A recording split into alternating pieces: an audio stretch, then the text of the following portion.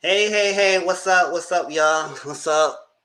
Happy Wednesday night. I said we're gonna come home early and give y'all live, live. I'm talking about games people play in Queens.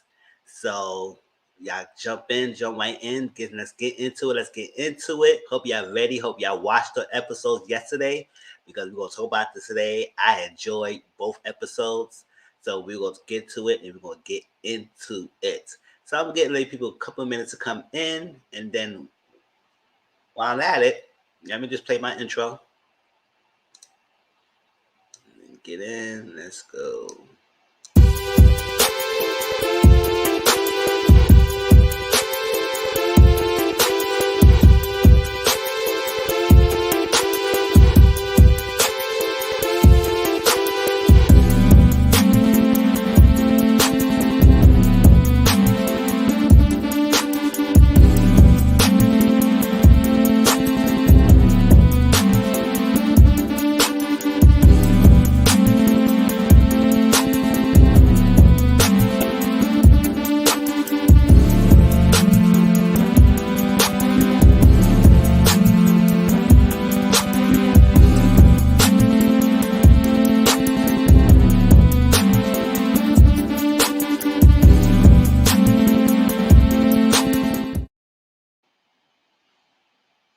All right, y'all. What's up? What's up? So if y'all coming in, y'all know what's up. Y'all know the title. Y'all see the thumbnail, so y'all know exactly what we're coming in and talking about. Is games people play in Queens. I'm excited for both shows. I'm ready to give y'all the review. Hope y'all ready to give y'all commentary. If y'all seen the episodes or not. But y'all know as before I start, let's. Hey Dominique, what's up? How you doing? If y'all noticed, some of y'all got upgraded to moderators, so y'all probably saw y'all little wrench by your name. If so, congratulations. Yes, I needed more moderators just in case. Different days, different times, different people, different avenues. So I think you're a moderator now, Dominique. How you doing? How's your Wednesday? Let me see. Let me upload this to that. See. I'm well. I'm definitely well. Tomorrow, and Friday, I'm gonna come and work early because I'm covering somebody else's shifts of 12 to 8, so I can get home a little bit early. And I think I like coming home a little bit early because I can do more reviews and stuff like that, and get more time home and relax. Because I hate coming in thinking 11:30 or 12 o'clock. Hey, Brittany, what's up? Hey, what's up? So some of y'all coming in, y'all notice that y'all name have monkey wrenches now. So some of y'all moderators, I think Dominique put it, I think I put y'all moderators now. So hey, congratulations. Love y'all. So can't do nothing about that. Have y'all seen Queens and Games People Play? Have y'all seen it? Have y'all seen it? If not, we're gonna talk about it. But y'all know usually before we start that, I do my shows update. Share screen. Yeah, see? You're welcome. You're welcome. Oh, you trouble the hot flies. Don't be trouble the hot flies, Dominique. We need you.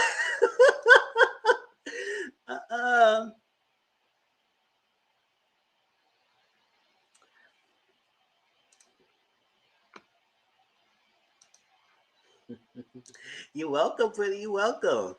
And Dominique, no, we're doing that. You came prepared, see? And see, we here. We here. We not here, but we here. All right? All right, so let me do the rundown. So we do Real Housewives of Potomac season 6 is on episode on Bravo TV on Sundays. Haven't been watching it lately, but I know next week we're gonna have a showdown between Mia and Ashley. That Mia, she's going around down the line. Like she went after every sticking cast member so far and went after them. I think the only person she didn't really go after that much is Giselle. Not Giselle, Karen. But you welcome. You welcome. See, y'all always showing up. I have to give y'all moderators shoot. And then when my platform get bigger, y'all I know y'all the originals. Besides CM and Auntie Mama and something else will do. So Mia's going down. Mia is going after Ashley next because I guess Ashley feel offended about what G is doing at the trip. I said, "Oh, go figure, girl." Because we've been offended since season 2 or season 1 since you've been in the show. So what do you want us to say? But your husband, so well, you be offended, you be offended. Look at the mirror. Beverly Hills, season 11, Wednesdays is a reunion. We talk about part 1 this past live, and we're going to talk about part 2 after this coming live. I don't know if it's going to be on Friday or going to be probably on Sunday. Because on Friday, I get home early Friday, so I want us to do a live on Friday night. Because, it's the weekend. Yeah, Mia does lie a lot. She definitely lies. She's a liar, and hopefully they bring that up a lot. I said, girl, you always spin up the stories, lying too much, getting out with half of the cast, and they say Candace the troublemaker. I said, man, you went down to every damn line. Now you actually about to go at it? Okay, all right. So part 2, and it seems like part 2 gonna be juicy from Beverly Hills because Annie asking Erica questions, and I get based on the tweets and stuff like Erica, you can't believe that girl. Like she just gonna give you a lot of story into story, spin the story around to make people think you believe her. Salt Lake City season 2 is on Sundays on Bravo TV, and apparently the freaking alleged niece to one of the newest castmates, saying that her freaking storyline is fake. I said, oh well, I don't think most of us that freaking shocked. Cause most of us see this reality TV show think that it's fake anyway. So it is what it is. P-Valley season 2 premieres in 2022. It's on Stars. I can't wait. Everybody's coming back. So I can't wait to see the storyline continuing. What part 2? Because maybe Erica gonna slip up and say, yes, I can't wait. I can't wait. And I think I might talk about it on Friday. With let me see. Maybe I was kind of people in Beverly Hills who talk about that. And I'll probably save Marriage Boot Camp for Sunday's live. All right.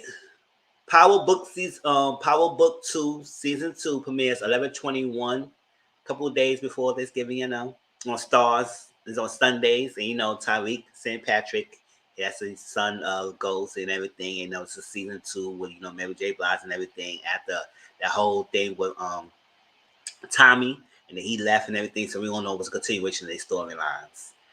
All right, Life at the Lockup season 3 is on Fridays BTV. I haven't been watching it lately, but hey, I'm not, that's still coming on, y'all. It's no season finale yet. Love and Hip Hop Miami. I can't wait for book 2. I love that show. Yes, I love book 2. I was like book 2. I think I was reviewing book 2, but it just got too much, so I started to just talk about it on live here and there because to write down the notes and taking all this, and trying to remember everything and we pre-record it was too much, but it was good. I enjoyed it. Love and Hip Hop Miami is on Mondays and VH1.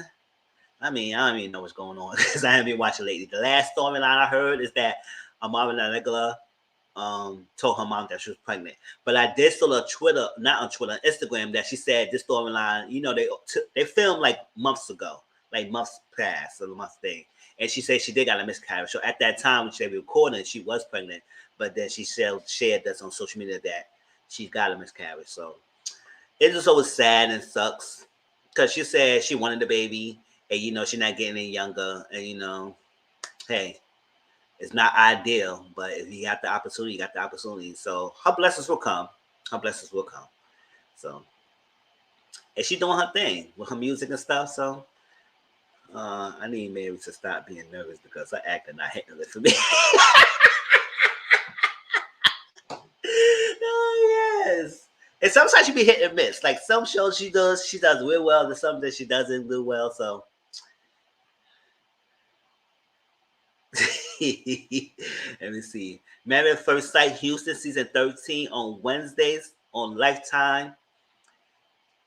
Like we know it's some whole fiasco going on. And thinking Chris from last season is still out here telling about what's happened last season. I said, we done with you, Chris. Nobody care about you. It's like, what? Boy, like, nobody care about season 12 anymore. We are done and passing through with your storyline. So for you to still come out here saying that Mercedes was lying about the miscarriage, that everybody was on it, the freaking production knew about their storyline was being fake. They was in on the fake storyline. We don't care. We don't care, Chris. Just sit down and be irrelevant. You are non-motherfucker factor. Shout out to Basketball Wives in this freaking life right now. We don't care. Sit down. Family and Fiance season 2 is on Saturdays, and I be slacking on Family and Fiance because Family and Fiance is good. It's really good, y'all. And I heard this past Saturday it was a hot mess. Not a hot mess, but it was a lot going on, everything. So I gotta catch up on Family and Fiance.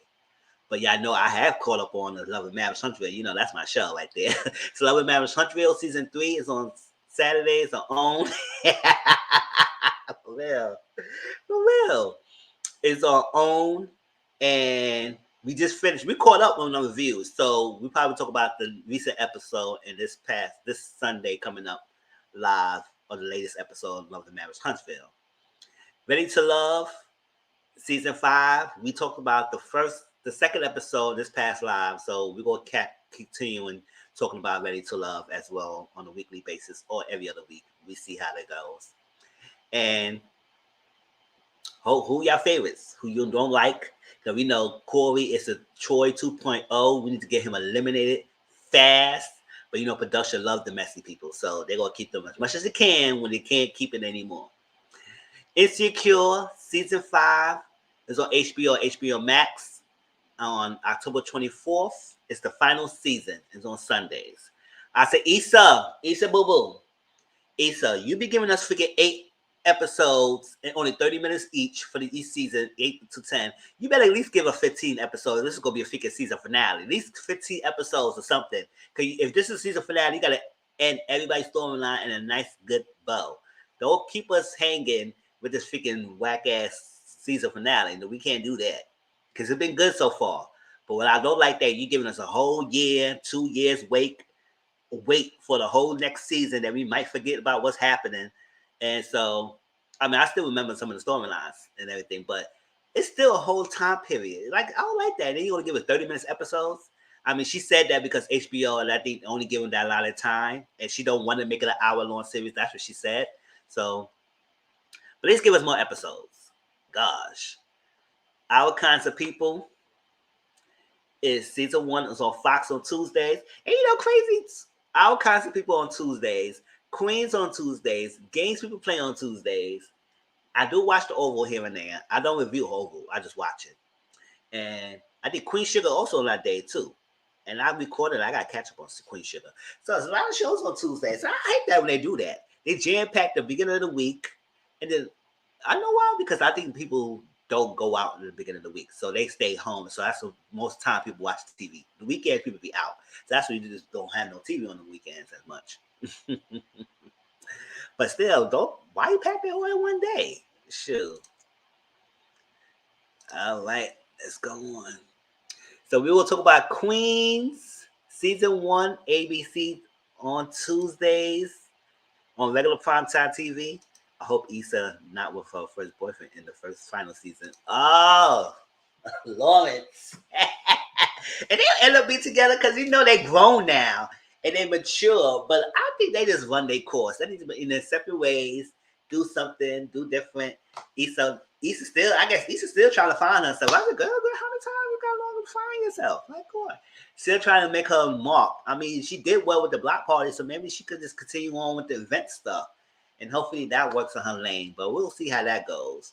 I want to see Molly will finally settle down and got a man, because her mom is tired. She said, girl, we might be walkers and chairs and carriers before you walk down the aisle because of how you are, girl. You think that you messed up your relationship with Asian Bae? Come on now. Because you can't get it together, girl.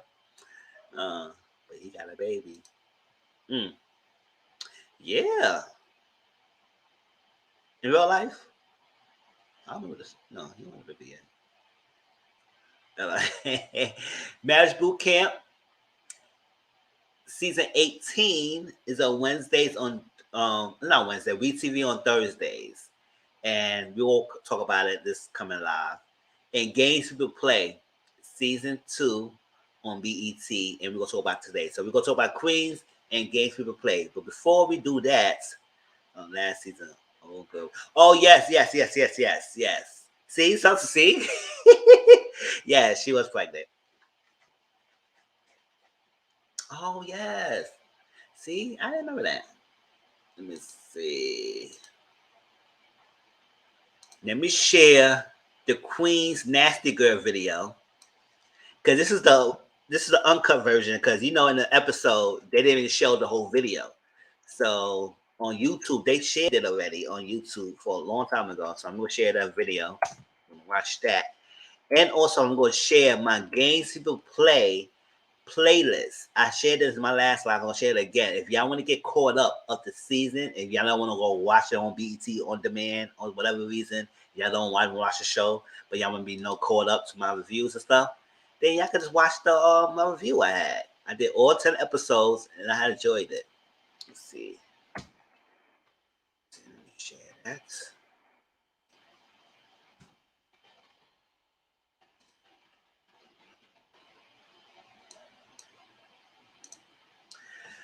All right, let me unshare this.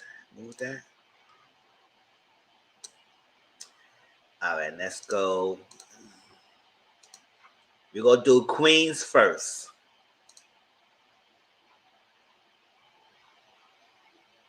So now, before we do that, let's introduce the cast, and then we get into their storylines.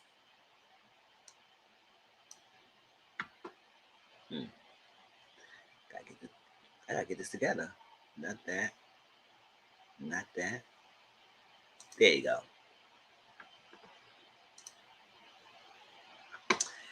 All right, let me remove this comment.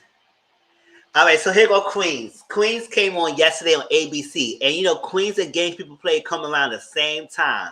That's a good thing I had DVR because if you wasn't home like on regular time TV and trying to watch both at the same time, you got to flip back and forth. It'd be crazy. I heard a lot on Twitter people saying that BET was going on a lot of commercials, but I was saying, BET, get it together. What the hell y'all doing? But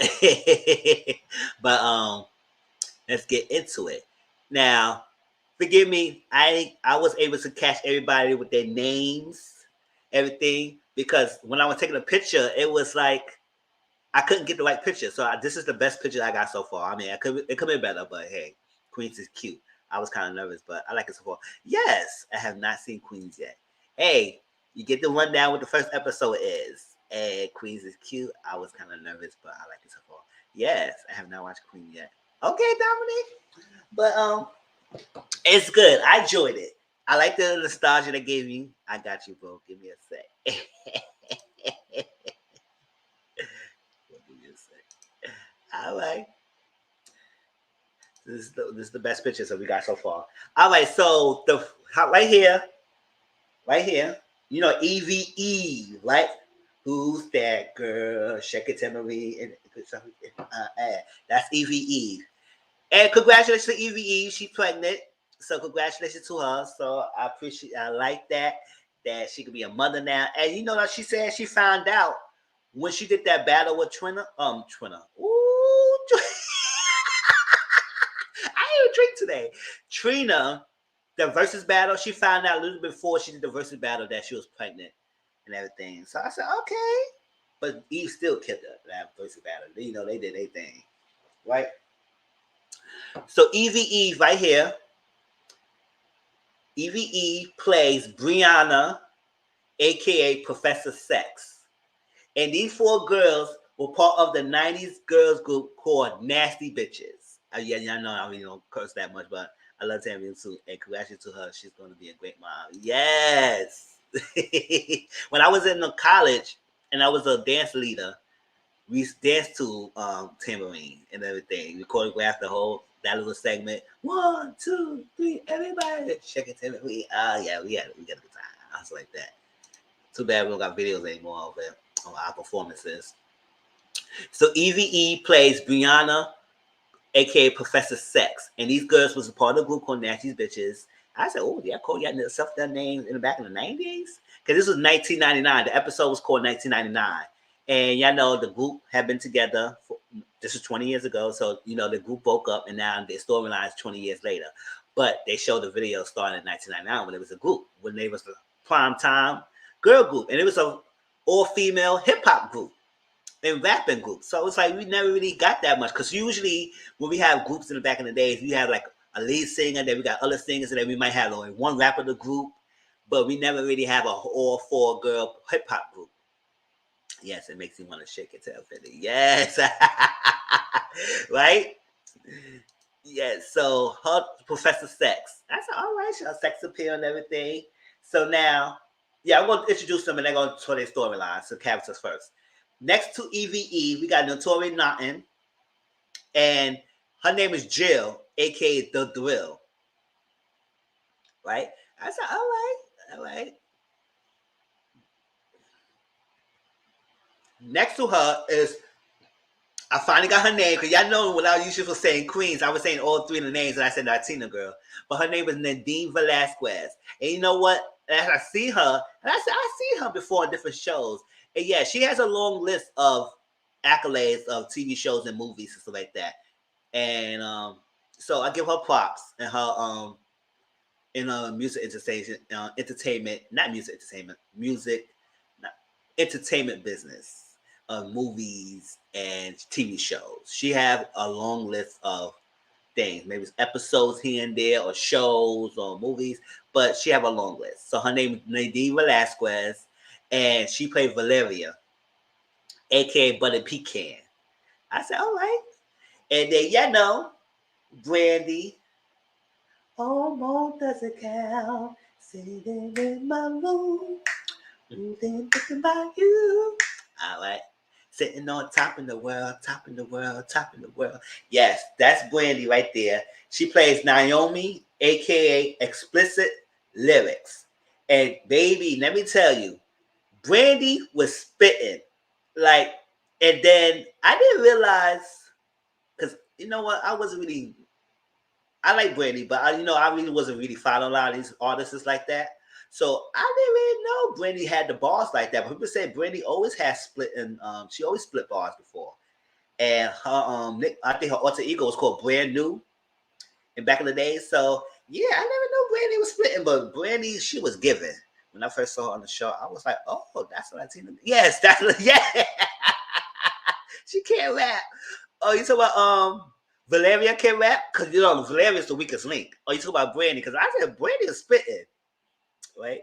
When I first saw her, so that's the Latina girl. Yes. All right, so let me introduce the rest of the characters, and then we go into the storyline, so y'all know who we talking about. Next, we have JoJo. JoJo right here is Naomi's, that's Brandy's character, daughter. And we get into details about that in a minute. Next to her is Darren. Darren is Jill's, The Thrill, that's Notori Naughton character, husband. That's her husband. Brandy really loves music, and you could tell. Yes, you could tell she really does her craft. She really does her craft. And I found out that Swiss Beats did a lot of the music and stuff like that in this season. So I think they all mentioned that Swiss Beats was part of the production, not production, part of the music making and production, and I think writing. I don't know if he writes, but he did a lot of little beats and stuff in the songs. So the Nasty Girl, if you wanna be the one nasty girl, yeah, he did that. So they said Swiss Beats is part of the music background, just like Timberland was in Empire. Swiss Beats is in this show. So Brandy reminds her character on Star. Yes, right. And I still don't like how they did Star. I always mad every time I hear that word because I said I love Star. Star was my show. Because Empire, I used to love Empire in the beginning, then it just got whack. And then when Star came on, I said I love Star. And then how they ended like that, and there would be no third season. I said, what the hell? Like, and we still get the movie yet. I would know, but like Tracy said, it's lead in, so they'll give your hopes up. But I say, yeah, whatever. I don't like that. Next to him, Latino girl. Yeah, she can't. Yeah, she can't. She's the weakest link. She definitely, you could tell based on the other three, she is the weakest link. And I said, but then again, even though she could be the weakest link of the, maybe that's what they wanted her in it, because they could have get any Latino girl to really split. I know some Latino girls like out there who could really split like the other three and make it great. But I guess whatever. I think she had to do her little yin yang yang, whatever. It's like everybody else. Next to Darren is EVE Brianna husband named Jeff. Right there. You know Jeff is Tyreek sisters. You know, that's him right there. And next to Jeff is Tina.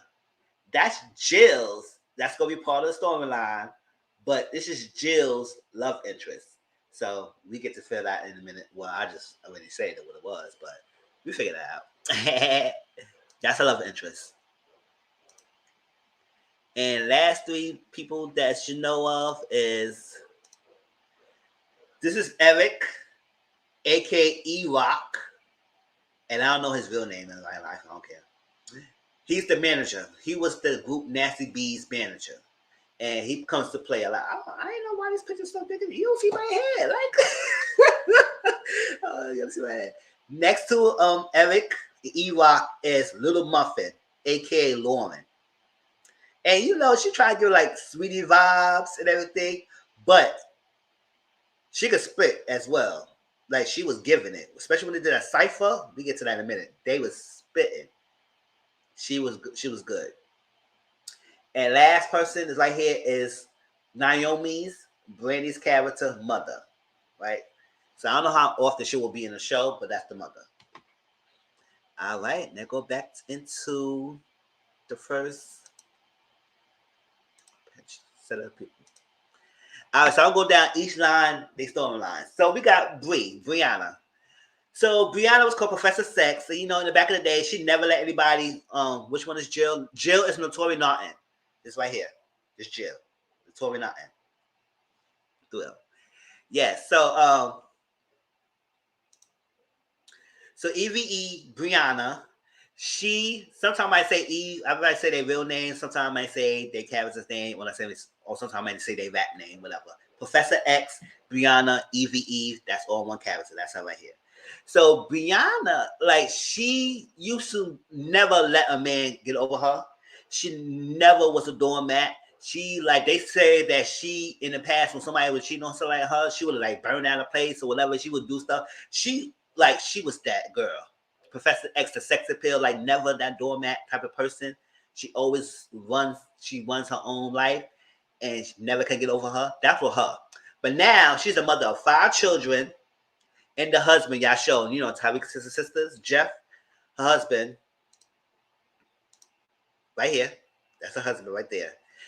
5 children and a husband. And she been a doormat to him. Very a doormat. Like, she just lost her appeal and everything. Yeah, she said somebody qualified. Like, she was the ish. She was that girl. And she just lost that. So 5 kids. He's a professor in a college. He's worried because he might lose his tenure because he's going to the doctor. He's getting CST scan, and he's trying to figure out what's going on with him. So, me and her still got beef for power.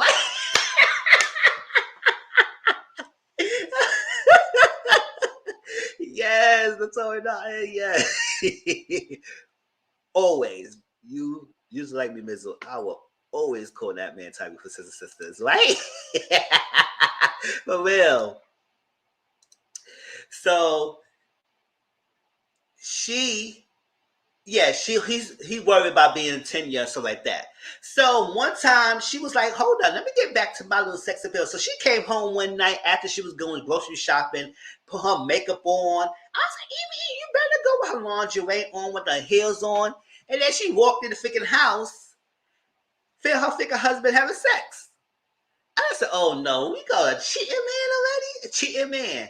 So he coming in, and guess who he cheated with? I didn't get the picture of that girl because she's irrelevant. She's non-factor. It's a white chick. And I guess the chick was his student, I think. Or somebody in his school. Banged up the white girl out in her freaking bed. And you know what? She didn't get mad. I mean, she was standing there, and she was hurt. But she didn't get mad. She didn't fight. She didn't smack nobody. She didn't say nothing to anybody. She just let it be. She said, how did you? I'm sorry. Look at sitting there. He said, I'm sorry. And I'm so sorry. I said, sorry what? And he said, yell, cheat. And you know, sometimes men want that. They want you to have the emotions. Because he was saying that. He said, say something, yell, cheat. Not cheat. Never mind that. Yell, scream, smack, do something. They want you to have a reaction because when you have a reaction, they know they can get you because your emotion's still there. That means you still care for them. But when you don't have an emotions, then they start worried. They get nervous. They go, oh my gosh, I'm nervous. I'm nervous. Like, oh my gosh, she's not saying nothing. She's not yelling at me. She's not screaming at me. Nothing. Baby, she was too calm for me. I don't know to get back out of this. Get crazy. I would have been Tasha for a while. Yes! Tasha would have been like, Tasha would have said, pow, pow, pow, pow, pow. Sure. All over that freaking room and everything. But, and screaming at him, she didn't do none of that. She was definitely calm. So like that. But I would say maybe she's the calm before the storm. Because usually sometimes they want you to react. That's what he wants you. So I say be calm. Let him think. Let him sweat. Because now you calculate in your head what you could do. But she didn't do nothing. She just said, I disappointed you, all that stuff, all that craziness, and walked out and everything. And then mind you, right? Later on, he told them after the cipher, we'll get to the cipher in a minute. After I explained some of the other storylines. After the cipher, he came and explained his medical issues that he was having because he was going to the doctor to get the CST scans. And he said he got cancer, right? And then, well, you know what he said? He said that, oh, maybe cancer affects your impulsivity in your body and stuff like that. Oh, is Cameron going to be doing the love show because he was on the set with her? Oh, I don't know. We don't know. We know Cameron's gonna be in the show, but I don't know what's his role into this thing. But we get to Brandy's storyline of who her love interest is, everything is, because it has shown this first episode what's going on and why one of the reasons why the group broke up, and I can explain to that.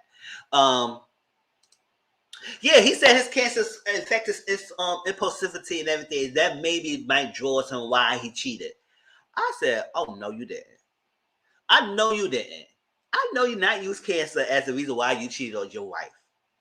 Baby, Professor Sex came out of her because she cursed the hell out of him. She said, because she got her voice. Because this is the time they came back in this group and they're trying to support each other. She said, I'm done with you. I got 5 kids. No, I don't care. We got 5 kids, but I'm done with you. I don't want you anymore. This is crazy. And you sleep on the freaking couch, bitch. Like, don't try to play me, trying to play cancer.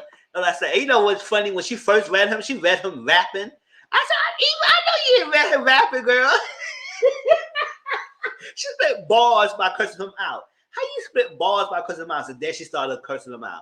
Trying to blame Quinn for him cheating, child. I would have popped his ass in the mouth for that one. That's what I'm saying. You gonna blame cancer? Like, boy.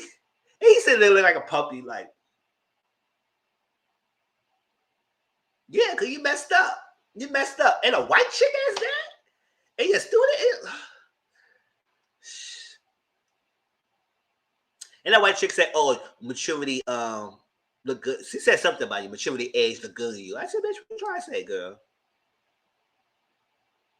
Whatever. All right, so that was Brandy's. That's not Brandy. That's Brianna, EVE, Professor Sex storyline so far. Moving on to Jill, right here. Notori Naughton.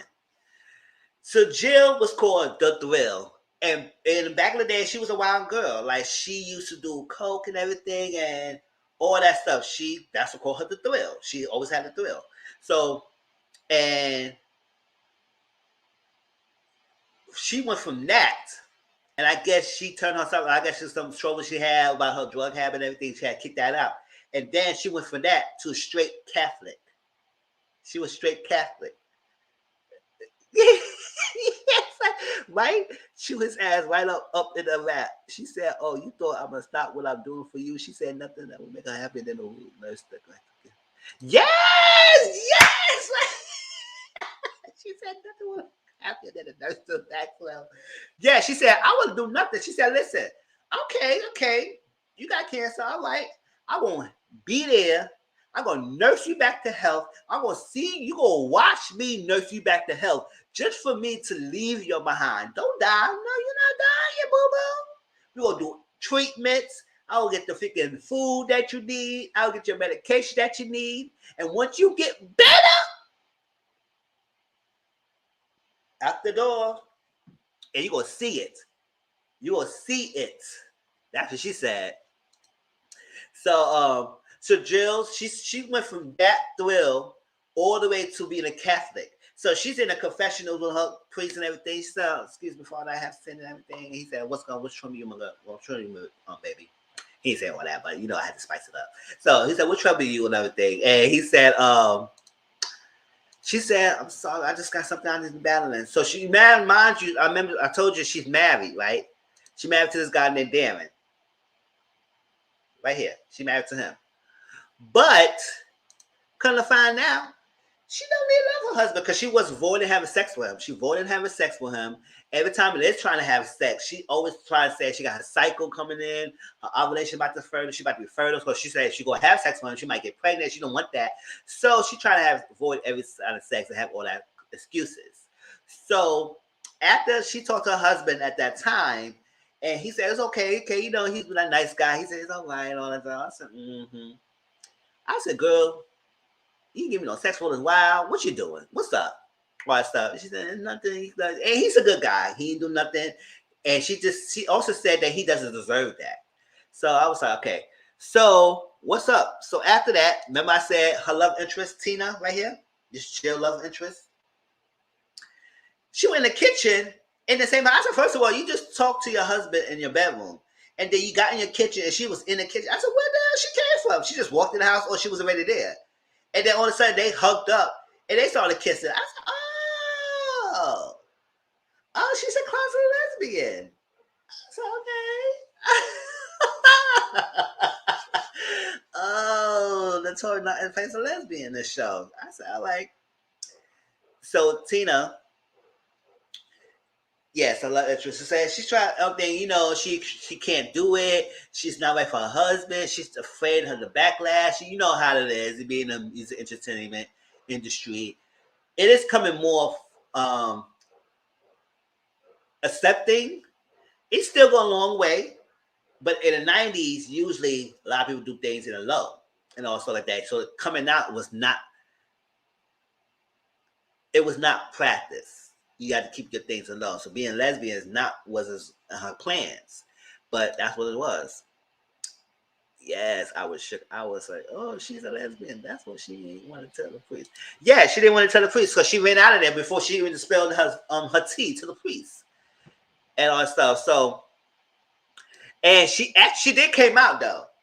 Towards the end, because they had to perform the BET Awards, she wrapped her coming out story into the piece when they had to do the they had to perform the Nasty Girls at BET Awards, and she came out doing it. And during that time, she came out. Tina was watching, and she saw it, and she said, "Oh my God, she actually did came out." But I don't know what her husband was. I don't know what her husband was at. I said, "Did he see it, or he's too square that he don't watch the shows, whatever?" I don't know what he doing. Like, did he know his wife before he met her or something like that, or he met her when she was a Catholic? So I was like, I want to know how that played out with the husband, because now it's out in the open. And I know that she's part of the group now and it's coming back into the public that she gonna be worried about the dodging news porters and everybody in the magazines, everything, because she came out in the whole world from the national people that she kissed girls or whatever. So she came out of her rap at the end. So next is Valeria. If I miss anything, y'all put down in the comment section if I miss anything. Valeria is the Latina girl, Nadine Velasquez, aka Butter Pecan. And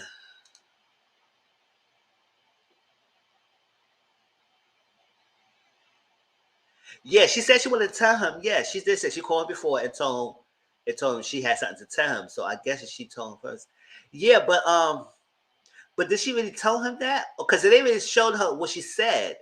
I maybe or something. But yeah, I think she wanted to tell him something and confess to him about something. But I don't think she went to get to it. And if not, maybe later on we probably get that flashback if she actually did tell him.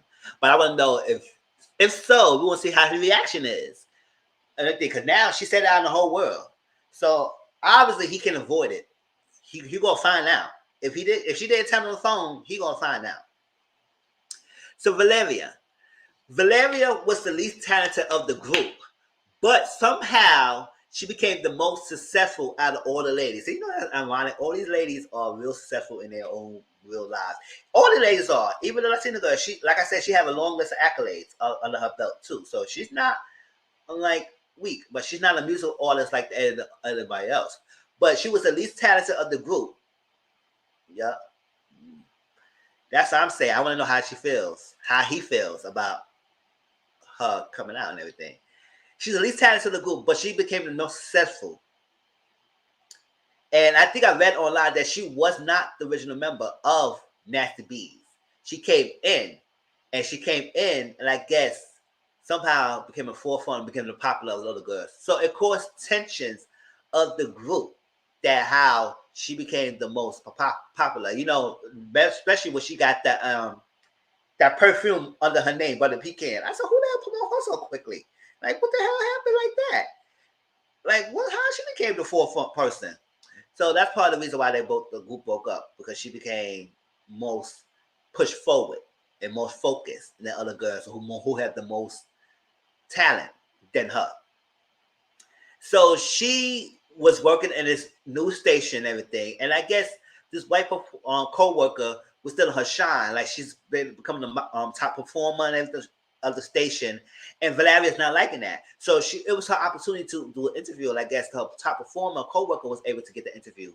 So she didn't like that she was pushed back or bumped out of that. So what she did is she decided to spike the girl coffee with some drug or something, and then switch her coffee cup with the co-worker. And I get the picture of the co-worker because she's irrelevant. So co-worker, and that co-worker was freaking hell rude, saying Black Lives Matter because all lives matter and this and that. She was being ignorant. So that was like, just keep using the other girls or something, and I'm trying to figure out what they mean. Yes, they kept saying something about the Latina girl and the producers using the other girls or something, and I'm trying to figure out what that means. Yeah, yes. So I was like, so she didn't like that. So she trying to get that competition. So the white girl made an ass of herself. So she was able to step in. But before that, now at that time, the four girls, Nasty Bees, heard their song on the radio because people recognized them. Even 20 years later, when they broke up, people recognized her. They said, "Oh, girl, you Professor Sax. You yeah, Professor Sax and stuff like that. Oh, you the drill. Oh, you explicit lyrics. Oh, you is this." People recognized them, and so how they heard like the radio, they played the radio, and then girl named Little Muffin, yeah. Come backstage. The cameras are always recording. Yes, that's right. That's what I'm saying. Why the hell she did that in front of what cameras could watch it in front of the set when they act the set? I was like, girl, like you did that. You could have just switched your coffee when nobody's around, whatever. I don't switch your coffee in front of the people. That was dumb. She did that. That was totally dumb. So people recognized them. So they had Little Muffin. Y'all remember her name? Little Muffin. What she looked like? Little Muffin. Here you go. Right here. Right here. Little Muffin, like they just slap her verse into the song. It's not like we could sample. They sampled the song, but she just slapped her verse into it. And that's what they did. So they heard it, so they're trying to get the group together. So they want the original Nasty Bees and Little Muffin perform the song together live on the BET Awards.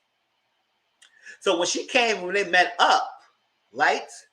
She said, no, I'm good. I don't need this group. I ain't need none of y'all. I'm all right. I'm the one who most successful out of all y'all. I don't need this. Bye, boo, bye, popcorn, poof. I don't need y'all. And, you know, I juice it up. She didn't say all that. But she definitely did say that she didn't need the group. She didn't need y'all. And I don't need this. I need to come back to this. Whatever. We need to come back together. I don't need y'all. That's when she went back to her job and they caught her on camera by switching the drinks. So now she had to step down and basically left her job. So they say, you gonna fire me? No, we're gonna give you the opportunity to step down. So she left her job after 3 years being working in the station. And now, after all that, she came back to the girl. She said, no one, yes, I need to go. I need you. I said, I thought you didn't need us. I thought you didn't need us. You know who you was the most successful. You threw it in our face that you was the most successful. You didn't need the group. Now all of a sudden you lost your job. Now you need us. Mm-hmm. That's what I'm saying, right? It turned real quick on that girl. It turned real quick on Nadine Velasquez, aka Valeria. She humbled herself real quick. She said, "Oh, I need y'all. I need y'all. I need y'all." Mm-hmm. Mm-hmm. Because you try to play the girls. So it's a key part of Valeria and Brandy's story that I ain't touched yet. But after I introduce Brandy, then I'm going to tell you another part of the reason why the group break up after I introduce Brandy's storyline. So Brandy's, a.k.a. Naomi, a.k.a. Explicit Lyrics, who really is quick with the lyrics. She was deadly in this episode. She is chasing her dream. The group broke up 20 years ago, and she's still chasing that bag. So right now has been successful. So she's been basically performing at local bars like that, making little coins. So while she was in her guitar and singing and stuff, two ignorant white boys said, "Oh no, you explicit lyrics for the nasty bees," and they recognize her. Like I said, a lot of people recognize the ladies, even if it's been 20 years difference. They still recognize as girls. So she got up, explicit lyrics, aka Naomi. She got up and spit her bars. After she finished, dropped the mic and walked off. I said, "You better go, Naomi." She got to let them know that she's still explicit lyrics. Don't try to play her. So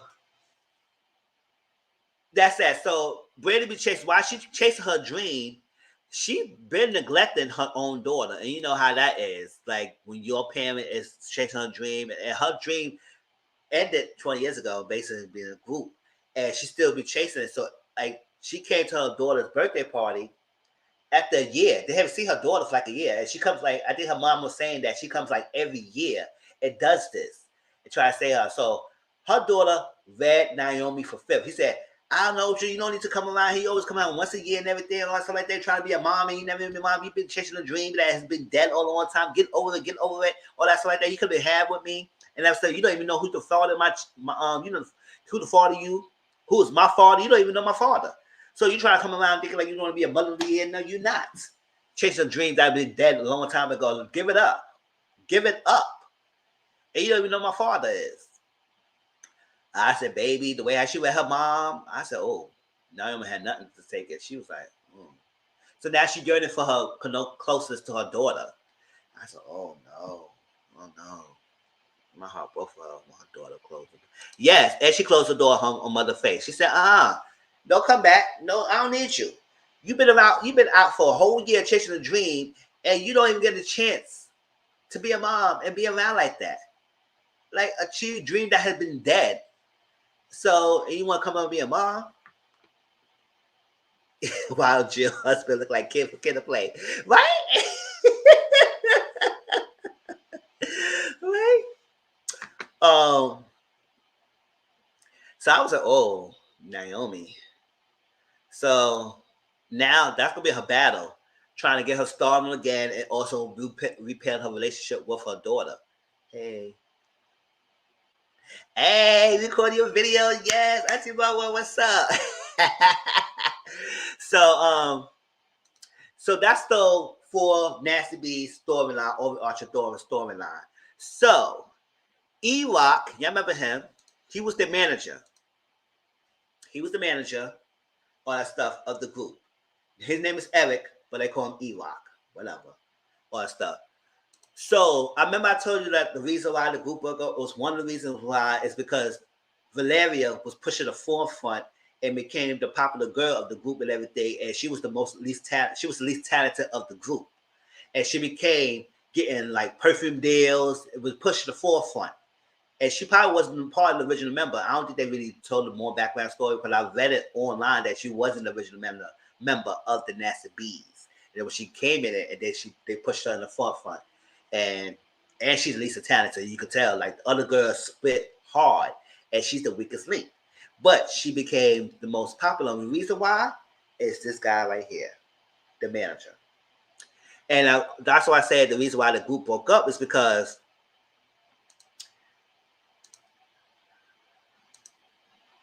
Valeria and Naomi, these two. Naomi likes the manager E-Rock.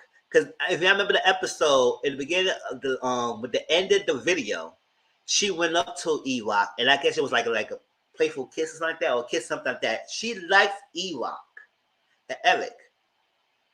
And I guess at the same time, he wasn't feeling Naomi at that time. And at the same time, Valeria was pushing him on Eric. And he chose Valeria. And because of that, it caused a tension between these two of the group. These two. Yep. She was the weakest performer too. Yes, she is. And you can tell, she is.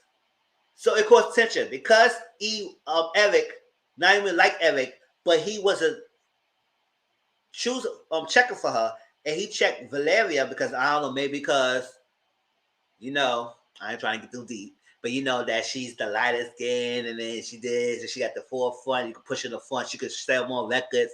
She has the face. She has the look. She's exotic. That type of thing. And they say all that, but that's what I'm thinking. That's why he chose her. But now I'm thinking that maybe Eric is the father of JoJo. We don't know. We don't know because Brandy, aka Naomi, did say that he was not ready to be a father, or he was not ready to be a family. So that's why I didn't have any life. So that's why, whatever. I don't have a family. I just have a child. And he's not ready. So it could be the manager. I mean, that's the most logical reason.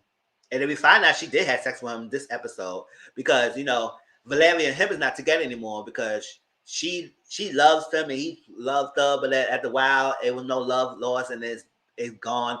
So from there, Valeria and Naomi had beef. And that's a part of the reason why the group broke up. Because that over man, basically is over man. It was first. Yeah. Yes. I think he slept with Brandy first and then went to Valeria. But that's just my mind. Yeah, that's what I was thinking. I think he was messing with Brandy first, or Naomi first. And I think when Valeria came in, he latched onto Valeria and didn't choose Naomi. So since then, it caused a tension between Valeria and Naomi. And baby, 20 years later, I said, listen, I don't care how long it is. Beef is forever. Shout out to Cardi B. Because when they came together, stop, drop, shutting down, want to know, stop. I was thinking Naomi clotheslined that girl. She said, whoosh. And then she clotheslined. Thinking Jill and Brianna said, hold up, Naomi, don't do that. Come on, we grown now. Hold up. Like,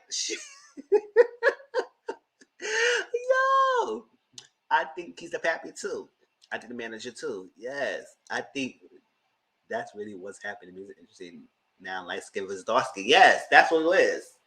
That's what it is. How to come that she's the weakest performer in the game put the forefront. Yes. Yeah, I agree, Dominique. That's what it is. So, because of that, Naomi always never checked for Valeria. And that's part of the reason why the group broke up. And she clothesline, she didn't do that. She just tackled her. She tackled the ground and they started fighting. And then broke them up and everything. That's when she said, I don't need y'all. I don't need this group. That's what Valeria said. I need this group. I'm no successful than one. I don't need y'all. All that stuff. So she got fired and now she did the group. And, but at the same time, Naomi does have a heart. And she is like the harshest one. Because sometimes she be reading other girls too. Like she was telling Jill about herself and everything. And I was like, hold up, Naomi. Like, you don't know us. It's been like 20 years. And you coming after us like, it's like she was like, Naomi had that harsh tongue to the other ladies. And then, I guess because, they all been working so hard. They all lost their edge. They all lost the stardom they had in the back in the days. So they all held a piece of regret, something that happened, that why the group didn't last longer than it needs to be. All that stuff. So Naomi was really that harsh girl. And she's a fighter and so like that. She's very passionate. I guess she's very passionate about what she wants and what she does and what she wants this group. So, and also, she does still love the girls. Even Valeria in some shape or way or form, even though at some point Valeria and Naomi had like a bonding moment when Valeria did told Naomi that she grew up, I think, what was she said, foster care, something like that, and she yearned for her mother. Her mother gave her up for some reason, and she never knew what her mother arms is. And after all this time, she still yearns for her. So she told Naomi, "Listen, I know it's tough, it's painful, but no matter what, you keep fighting, keep fighting. She will eventually come around because at the end of the day, JoJo will need you, and she always gonna yearn for you. Even though she's harsh to you right now, she gonna yearn for you." In that moment, even Naomi said, "Can we go back to beefing? Cause we don't lovey dovey right now. We don't keep this lovey dovey like moment." She gave us something to look forward to, and she said she understands Valeria. She said, "Yeah, you right, but can we go back for beefing?" And they laughed about that. But then Eric came in the picture, and at the bar they reconnected and everything, all that stuff. And Brandy and Eric slept together in this episode. And when Valeria saw Eric again, and she still fell for him too. So I said, "Oh no, we can't do the 20 years repeat again." So, but now I think now he liking Naomi more that he don't really like Valeria like that. So, and I think, but he trying to play it off like he can still be interested in her, and now he's still in the background. I said, "Oh no, this might be good. This might be good. Not good at all, at all." So the girls met Little Muffin. You remember Little Muffin right here?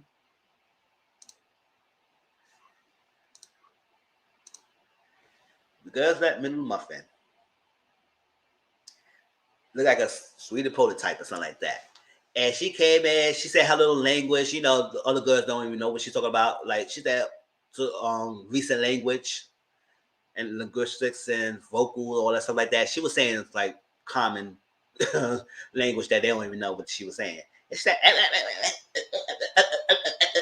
like I was a girl, what the hell you trying chicken and stuff like that, doing that? Nicki Minaj kind of sweetest type of vibe or something. But she was doing all that. And they could perform together. They got the douchebag, misogynistic white manager that she had with them and trying to downplay these girls and everything and all that stuff. So that's that. So it's a moment that Little Muffin, aka Lauren, and Jill was in the bathroom. You remember Jill? You told me nothing. They was in the bathroom, and remember, Jill used to have a coke habit in the back of the past, and then she cleaned herself up, and then she came all devout Catholic, all that stuff. Lauren was in the bathroom, and she was like feeling how she does too much, and she does a lot, and they just take advantage of her. And Jill was telling her, "Do not let these guys try to take it because they will have you work to death, and they reap the benefits of all your money and stuff like that. So you got to take charge of your life and your career. Take charge, everything." So she gave her some moment, and a weak moment, and then Lauren, aka Little Muffin, took Flash with the makeup kit. It was a bunch of coke, and I said, "Oh no!" I said, "No, no tempting, Jill, no." And she hold on. She said, "No, I gotta get out of here. No, I can't take that." Because she said, "Do you want?" I said, "Did you research? You researched the thrill? Because why the hell you try to show her the freaking weakness?" I didn't you research her. You try to play. You try to test her or something. What's going on? And she's a good thing that she hold her on. She said, "No, I can't. Get out of here." So they invited her to the house. Little Muffin invited them to the house. And Little Muffin could be nowhere to be found. It's supposed to be a party or something. I said, "Oh, these girls are like 40-something years old going and party with this young girl like here." But they know they're part of the music industry. So going around. And they found her passed down the floor. And Jill found her. They said, "Oh my gosh, come here. All that stuff. She passed out, overdose on crack. I said, "Oh no." I know. I said, "This young girl, she have a whole life together. She can't do that. We can't do that." So they's in the hospital, sit down, and Jill was like, "What's going on?" Because the manager was trying to say, "No, you still got to perform. And then So they got to perform and said, nah, you got to do here. This is BET Awards. You got to perform and all that stuff. And she was like, no, she can't. She recovered. Like, you worry about more performance and your money and worry about her mental health and her health and all that stuff. And they said, nah, she got to do it. She got to do it. All that stuff. So Jill got tough with her because he said something about them geriatric old type. He said something them being old and they can't perform on stuff. She said, what? Right, the manager, and that probably caused law. They probably lost their opportunity to perform because after she slapped the freaking manager. But they can still perform because at the end of the day, he's Little Muffin manager. He's not the group manager. These girls, Nasty Bees, they're not their manager. Epic is still their manager. So it's a partnership. So they can still perform if they want to perform. But they kind of worried about that because it's like, damn, Jill used to slap the guy, and now he might not perform. All that stuff, and then we might go back to our all boring little lives, all that stuff.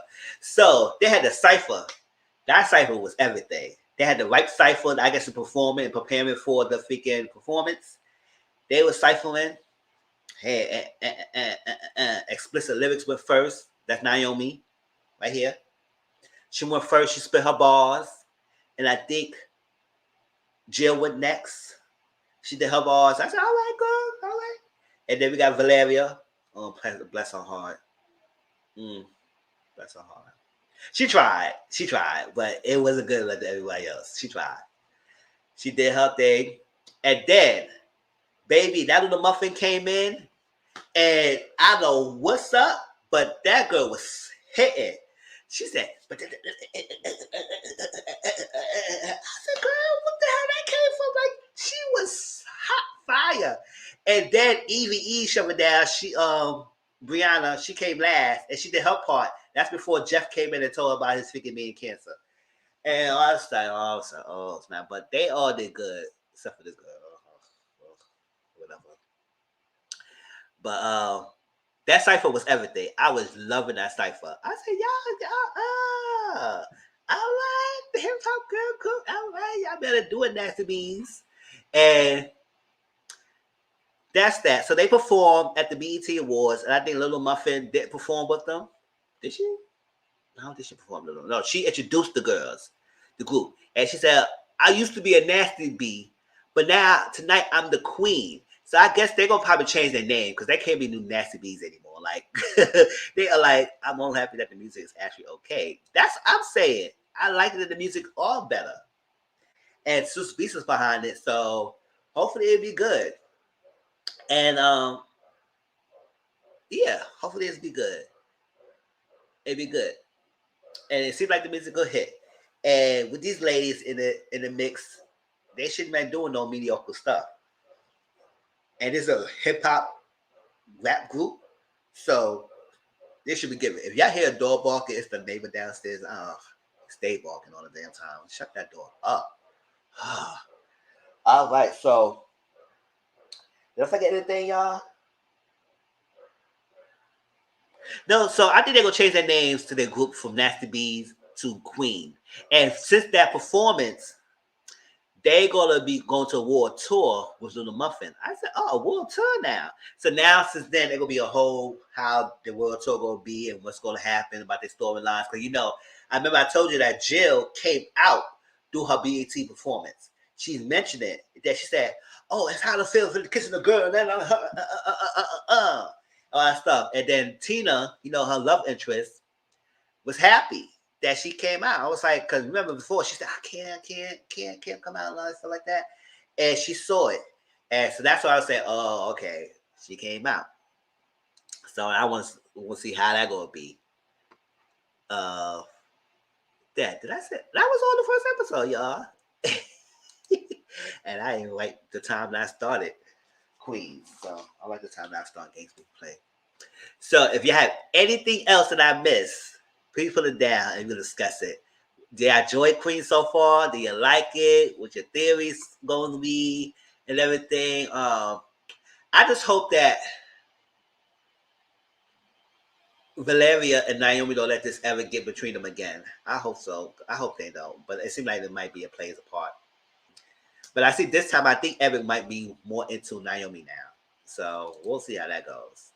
And yes, we all think that the manager is the baby father. So we'll see how that goes. Hopefully it is. I mean, it would be the easy choice because that's what we're all leading towards. But we'll see. Yeah. Well. So I'm looking forward to how their storyline is going to be because it's going to be juicy. And based on the trailer, they showed, it seemed like it will be good.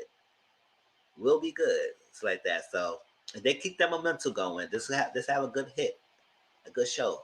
It is another prime time. People of color, hey, love it. All right, y'all. If you have anything else, people put it down while we jump ship into games people play. Let's get that together. All right, so game people play starts. Let me start with the first group people. Okay. All right, so let's see. 105. 52. All right, game people play. I had shared my playlist of season 1. So if y'all want to go back to the season 1 playlist and get caught up, if y'all don't want to watch the season, because I think it's on EBT on demand and everything, on website and everything, y'all go watch it to be caught up so y'all know what's going on. But I will still give a little recap of season 1 on this when I do review, so y'all can have a background story of what's going to happen. Because yes, that's right. Laura London is not going to be part of the main cast this season. She came for the first episode, and I guess maybe the first episode to give her to at least tie up the story and do a little bit to at least into the rest of the season. But she came for this episode so they could at least continue that branch storyline that we need to know. And then at the end, she left with the baby, all that stuff. She on the run. So maybe she won't come back till later on the season. We don't know if she'll come back or not. But yeah, she's not part of it. But Karuchi Tran is part of this season. And she's on a promo. And she probably will be Marcus' love interest. And see how that plays. So we'll see how that goes. But according to Barney Blue, because she said she saw episode 2 already, because BET sent her the codes early. And yes, she is part of the she's gonna be part of she's the owner of the VA LA Vipers, and I think she's the owner's daughter or something like that. So she'll be part of the owner, whatever, and she's gonna be playing a love interest with Marcus. So stay tuned to Karuchi Tran, y'all. She should be in it. All right, so the characters again, y'all. And then I give you the background story that leads into this season. Because y'all remember how this happened. All right, before let me do that, let's go to characters. Right here, it's Marcus King. He's the athlete, he's the player, he's the freaking pro right now, the star who joined LA Vipers. And him and his wife moved to LA to be part of his team. He's the biggest star, but also a hoe. He's a hoe. That's all I can say. He's a hoe. So that's Marcus King, right? Next to him, we got Naya, beautiful. And I said that my last season. Like, she's a beautiful chocolate with the natural hairstyles and all that stuff. Like, I was like, oh my God, Nia's so beautiful. And I don't know how to act in her real life thing, but she's a beautiful woman. So she's the best friend of Lauren London's character, Vanessa. Not to be confused with Vanessa Simmons, but Lauren London. Her name is Vanessa King in this show. So they two best friends. But Nia right here, she's like like she want to do a blogger, reporter, something like that, and want to get the biggest story out there. And part of her storyline was exposing this preacher, whatever he is, spoke word person on that TV's preacher, all that stuff, like the Jebediah Hawthorne, and realized that he has a secret kink to him. He likes secret dungeons and BDSM, and he was into that kinky stuff. And she tried to expose that. And basically, she did expose it a little bit. So that was part of her thing. She tried to rebuild her career and journalism and stuff like that. And that was a part of her big story at that time. That's Nia. And Vanessa King, that's Marcus King, wife. She's the mother of one kid, and she's currently pregnant right now. And that's that. And you know how the wife games are and everything, and she's trying to join and fit in and be the wife of the basketball player and fit into the society and be put in the the basketball wives club, who's head by Jackie, aka Vanessa Simmons, and everything. So she tried to play that whole thing, but while all that, dealing with this whole murder mystery with Kalinda Waters case, and dealing with her freaking hoish ass husband, Marcus, right here. Right there. So she was going through a lot. I said, oh, Vanessa, poor baby. She was going through a lot. Just throwing in. Sometimes it's good benefits to be a basketball wife, but sometimes it's a headache. A headache. All right. Next. Oh, that's what the characters. That was the first one. That was 2, 3. Okay, yeah. There you go. This is Kalinda Waters. And I'm going to explain about that storyline too, because we thought we wrapped this freaking state case. We thought we wrapped this case, but that's not happened. It didn't wrap. That's Kalinda Waters. That was the freaking escort-ish chick who was part of this thing. Because, Jackie, Vanessa Simmons, she was the head of the Basketball Wives Club, but also she was running this kind of like an escort kind of service with full of players and everything. And she was one of the ladies. And I guess she got out of the hand and all that stuff and trying to expose secrets. That's what caused her and Jackie started having a little tussle at her house that made her fall down the stairs. We thought that she died, but we'll see. I'll get to it in a minute. So next we got Marcus' best friend, also named Kareem, and his girlfriend, Quanisha. That ghetto girlfriend, Quanisha LaShonda Jenkins. I said, oh my gosh. Yeah, Galil's name and Quanisha LaShonda Jenkins. Whatever. That's his girlfriend. And they're looking at the money that they stole from Jamal. That $300,000 that he stole from Marcus' house. Stealing money for stealing money. It's like, oh, like crazy. And I'll talk about his backstory in a minute. Next, we got Layla. Layla, little Katie from My Wife and Kids. You know how grown she is? That's, oh my God, look at her. Little Katie. So, Layla is here. And she like the fast life, and she was supposed to be part of that escort service and everything, but she had a whole mind to something else. She's like Instagram model trying to make it big, Instagram model trying to make a reality TV star, whatever, making a star, and she always chased the high life and get herself in trouble. And last season, remember she was chasing that lifestyle, all that stuff, being at parties, and then she stole for the wrong people.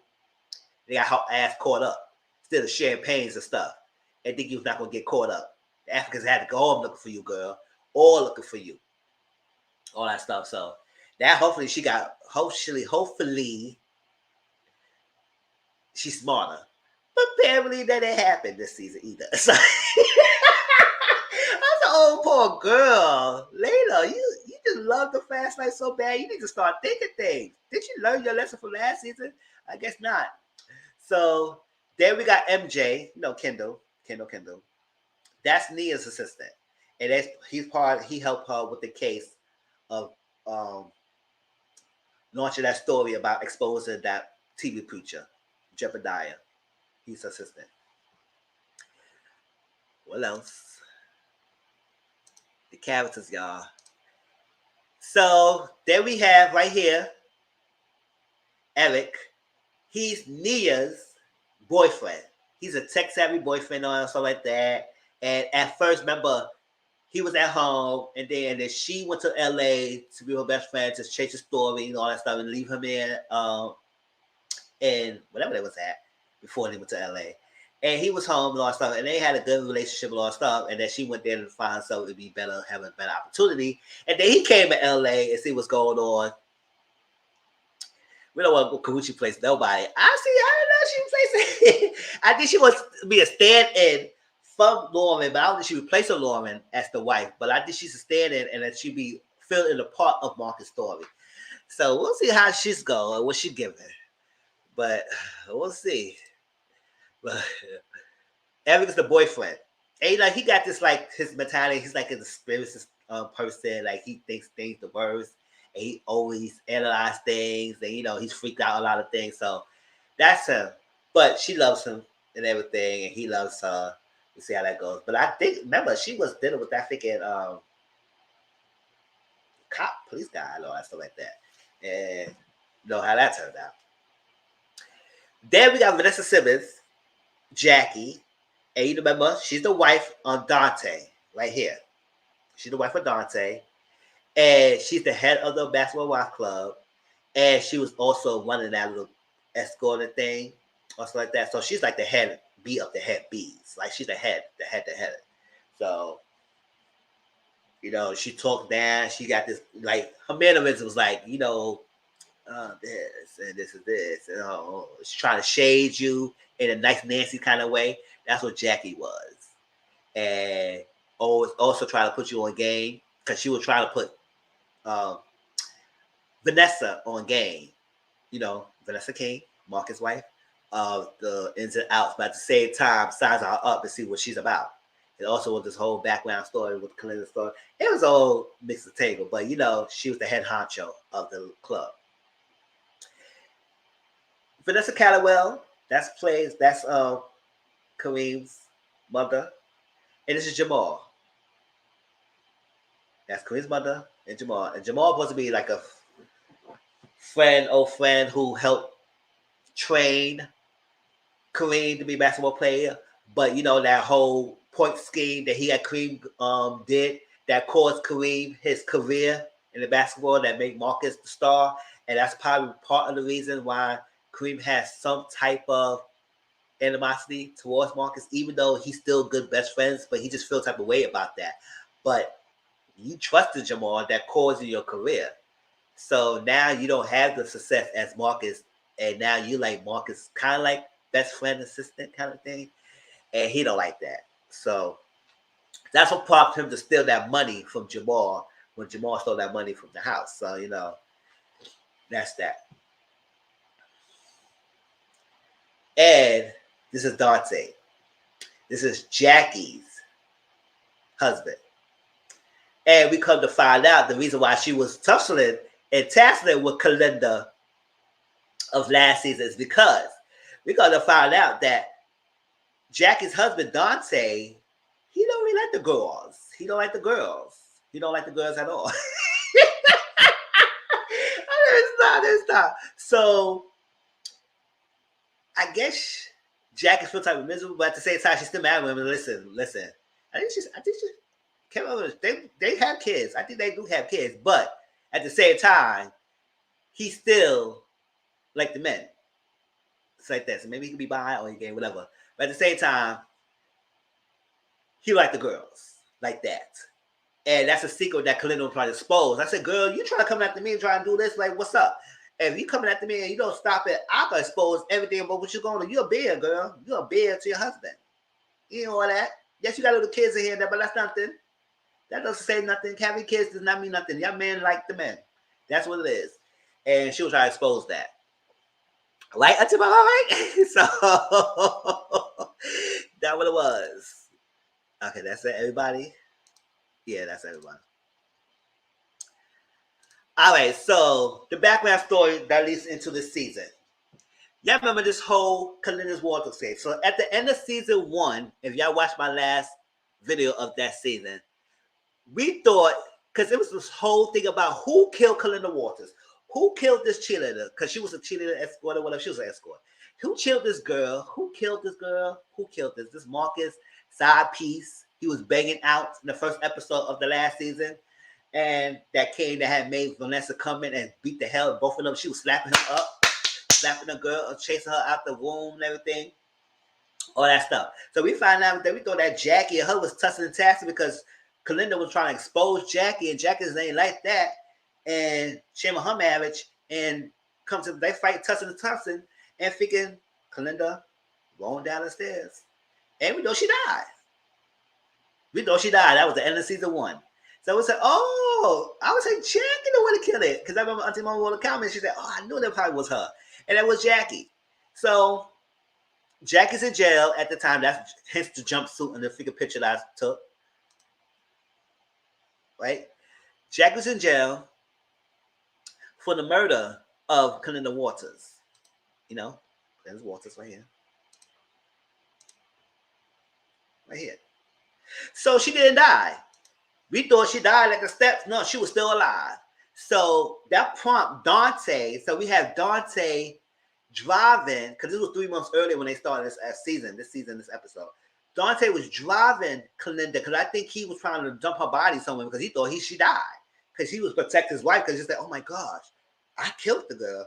So now we gotta get this rid of his body. We can't have this. We can't have the scandal. Like, come on, I already got a scandal with you. I already got a scandal with you. We can't have another scandal. So I guess he get rid of the body, but she woke up. So it's like that he freaked out. He said, "Oh my gosh, what? I thought you died. Like you died, girl. Like why you up?"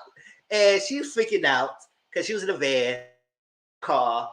Dante said, "What's going on?" I was like, "Oh, he's like, hold on, calm down, y'all. Take her to the hotel, and I'll find out what to do. I'll meet you at the hotel, whatever we do, what I do." Now, that's that. She said, okay, cool. So Dante took Kalinda's to the hotel. That's when she had that robe on, and with her lingerie under it. So she in the hotel. Marcus came to the hotel and trying to tell her that he can't deal with her anymore. He love his wife. He not leaving his wife for you because she said, I love you, Marcus. Come on, my Marcus, I love you. Like, I want to be with you and I stuff. I'm professing her love. I said, girl, you're a psychic escort. Like, you think he was gonna leave his wife for you? Like, that's not what happened. That's never gonna happen. Like, you gotta know the game. You gotta know the game. She got hooked on the D and everything. Like, she was looking at it.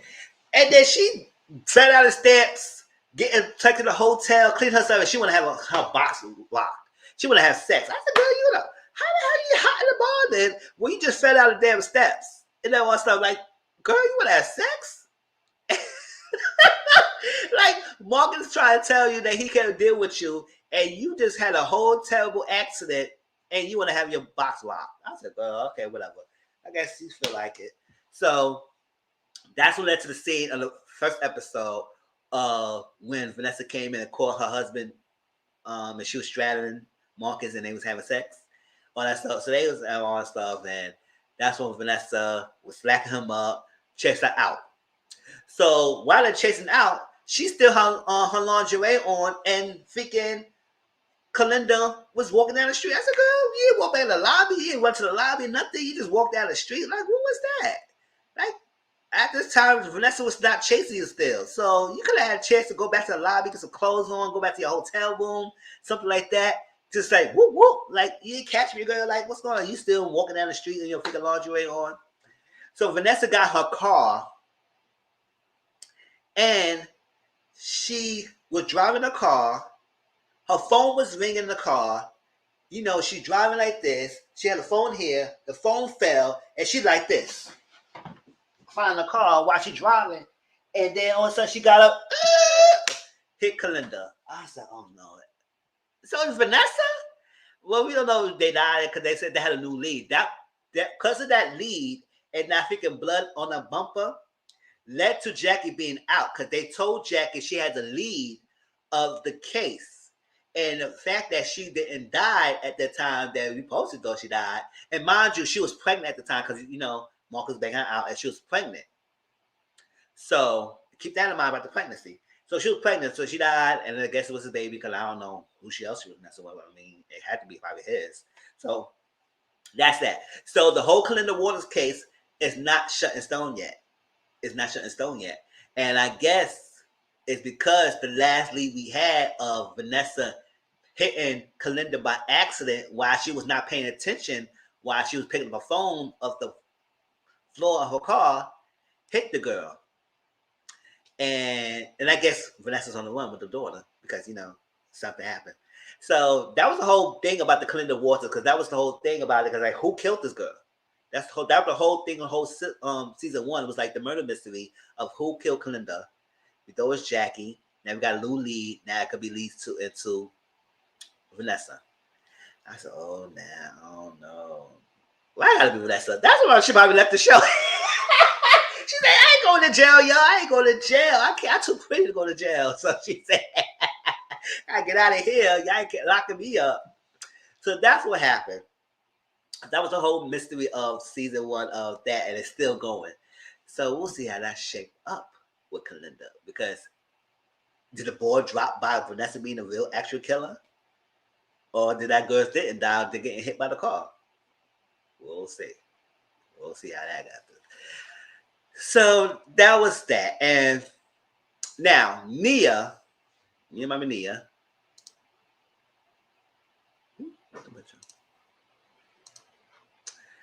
So Nia right here, Nia got a freaking box in the mail. She got a box delivery, and it had sex toys in the box. She thinking that her boyfriend Eric bought the freaking sex toys and all that stuff. They used the sex toys. It was a whip and a gog, whatever. They used it. They had sex and everything. She said, "Did you buy it?" He said, "No, I ain't buy it." She said, "Oh." So then he started freaking out. She said, "Hold on. No, I buy it. I bought it." She tried to keep her down because she said, "What about it's contaminated? What about this?" You know, his whole mind was started going freaking out. So now they both don't know who sent that freaking sex toys, but they used the shit. I said, "Man, you got to deliver in the mail. You didn't know who sent it to you, and you used it."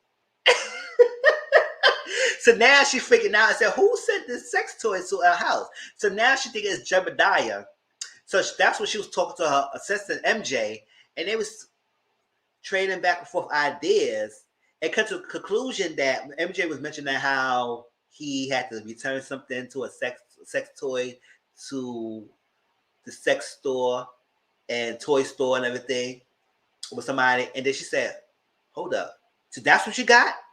And she said that's what she started thinking as Jebediah because remember she exposed him, so I guess she thinking that he is on a war path of getting revenge on her.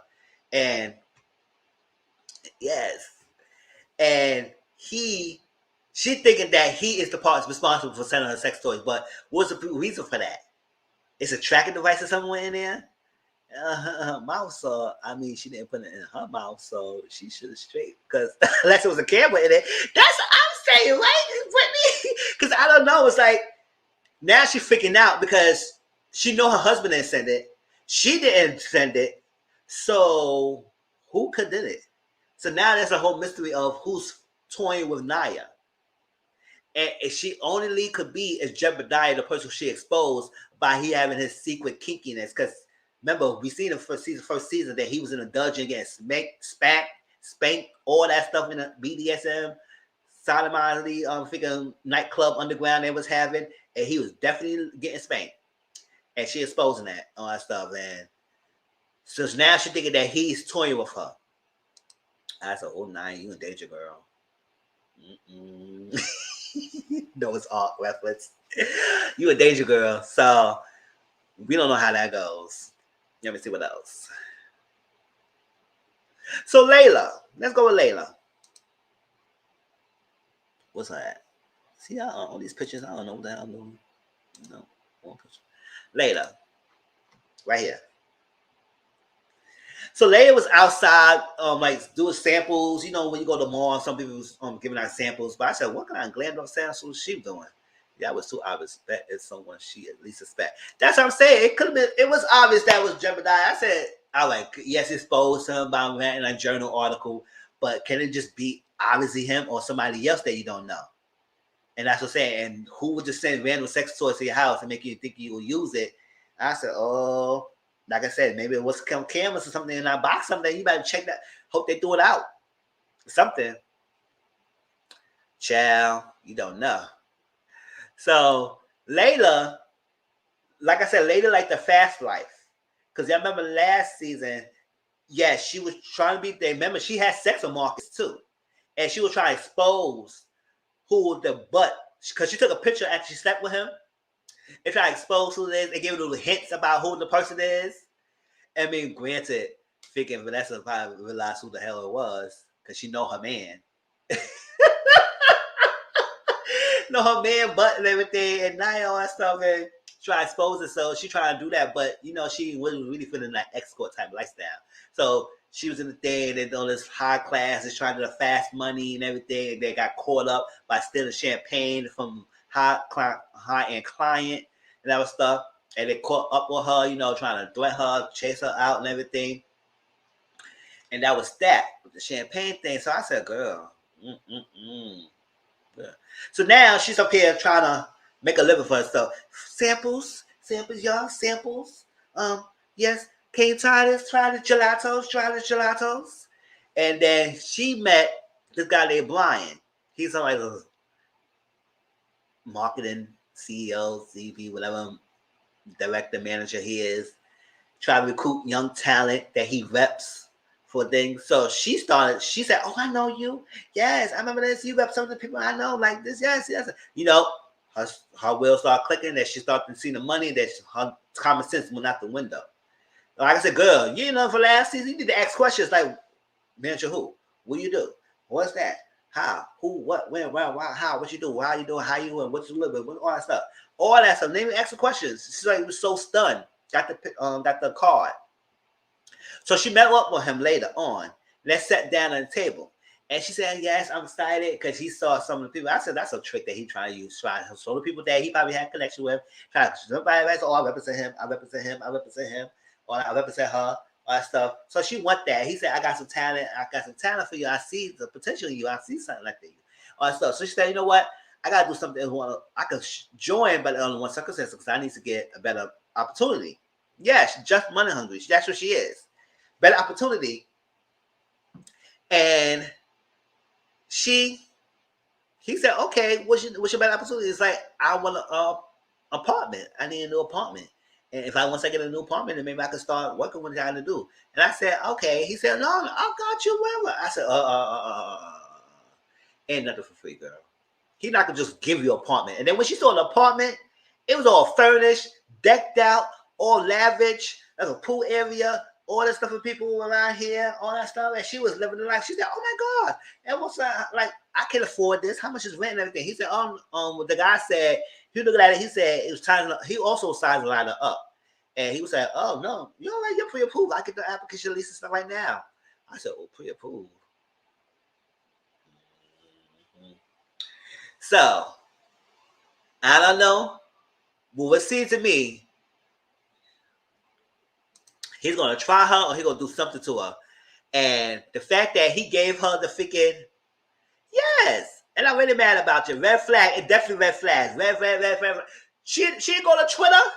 It was a red flag tweets, girl. You should have researched. You didn't research a Twitter, girl. It's red flags tweets we had. All 2 weeks people do red flags. You see Twitter, girl. So I said, ain't no way he gonna pre-approve for your whole lavish apartment and you sitting there. And I said, hey, you don't got no money to pay for it? I said, first of all, you gotta find your worth before you even pay for an apartment like that. I said, no, he do that for free. Girl, obviously, you probably escaped the basketball wives escort service. You might be putting one now. You might be trafficking now. He probably have you in the house. The fact that he paid the house for you, there's a theory. I don't know what they're gonna do. The fact that he paid the house for you, the lavish house style, maybe we'll have high-end clients that come and sleep with you to get money to pay off that figure place. And because it's not free. Ain't no way he gonna do all that for you, girl. Just for advance, for nothing. It's come with the price. So, and I was watching Bonnie thing, and she did a little clip about this, and she said on SVU, and I love SVU. I need to go back watching it. I gotta watch it. And she was saying the new thing is this new class trafficking thing where they get apartments and stuff like that, and they traffic you in the high apartments and have clients come to you and you have sex with them for money and all that stuff. That might be this new wave going on. So I don't know if that's trying to be in this show, and I didn't watch SVU, so I don't know if that's what it is. But it does seem fishy that he just get this whole pre-approved apartment trying to represent you as his manager. He scouted you out. He said you got potential. I said, you see all these fine people around there, you doing Instagram and seeing all this every day. So, hey, look at me, y'all. I'm living the lifestyle. I said, no, how you got the lifestyle? Like, girl, I didn't like how he was looking at her. And he said he was watching her give out samples. So that's a charge back down. Yes! That's I'm saying. And she was drawn in. I said, girl, show the 5 episode tomorrow and Mom was coming back. Oh, really? I love SVU. And I was using reviewing it too, but I would say I can't review it because I love watching it. I don't want to take notes and watching it and reviewing it. So I like to just watch it. But Every time I record it and then they stop episodes and they come back on, I said, after you get it together, what's your programming? So I got to find out what days they come back on again because I can't get it. I keep missing it. And Detective Stabler, he got his own thing called not criminal intent. No, that's the wrong thing. Organized crimes. Law and Order Organized Crime. He's on his thing. I said, Elliot. Yes. So later, girl, you're a danger. Girl, ain't no way he gave you that apartment for you for free. So you might be putting out. You might be giving it up to put it out with the high-end clients because you might have people coming to your door. Ding ding. Hello. You're Layla? Yes. Oh well, drop the drawers. I'll pay $500. I'll pay $1,000 for you. You might give it up. She said, I'm not sleeping with you. I said, it's a contract. You know you sign your life away. Because that's the guy who gave her the apartment. He sized her up. He said, He was looking at her behind because she was on her phone. And he said, oh, this is another one. I said, what you looking at her for? What's going on? You know something? Because he was looking at her real hard. I said, "Is you trying to give her hints, or you just saying something? Oh, she's like you was like judging her like you a gullible girl. You gullible." He was like, "You gullible." For real, I was a Layla, like girls. Oh my gosh. So Kareem, y'all, Marcus' best friend. And his girlfriend Cornisha LaShawn Dave Jenkins, all that stuff. So all the money. Cause y'all remember last thing they had Jamal. He had let Jamal, what he thought died, in a car and took the money and ran with it. Cornisha's like, no, get that money. We gotta leave. We gotta get him out of here. Left him to dead.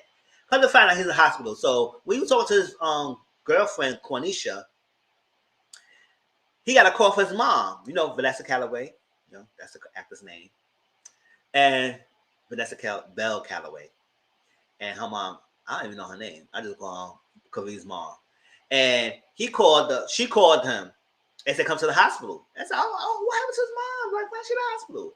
All that stuff. We couldn't find out she's in the hospital with Jamal. I said, oh, he ain't dead?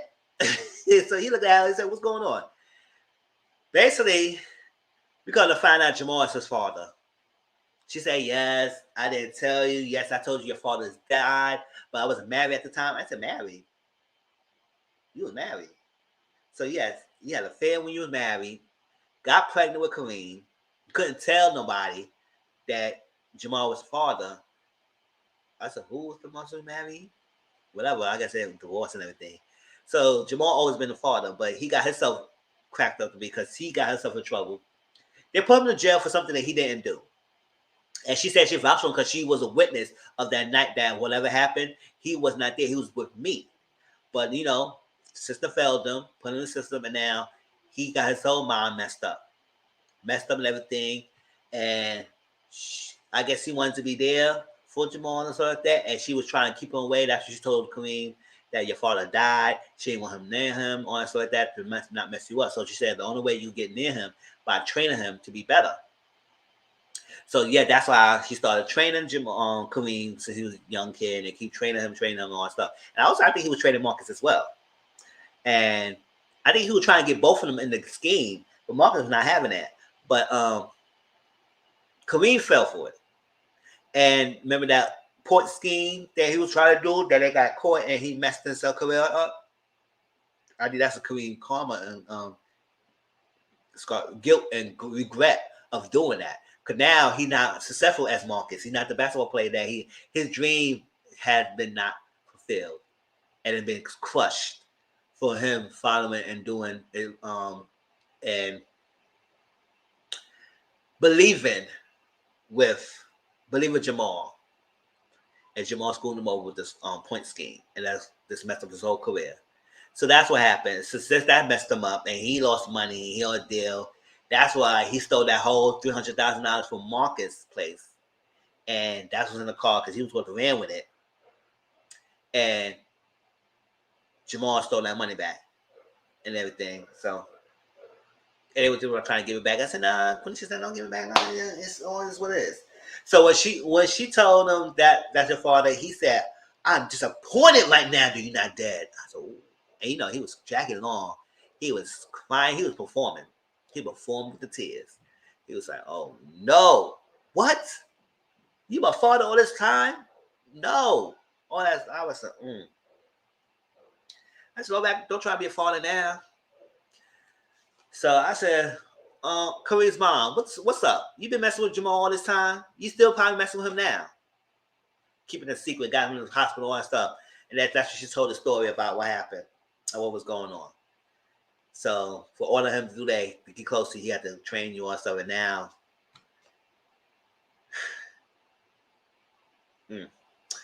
so he took some money out that thing and bought Quenisha a freaking ring. Now he proposed to his girlfriend, and she's like, "Oh yes." Because she's like, come in, what's going on?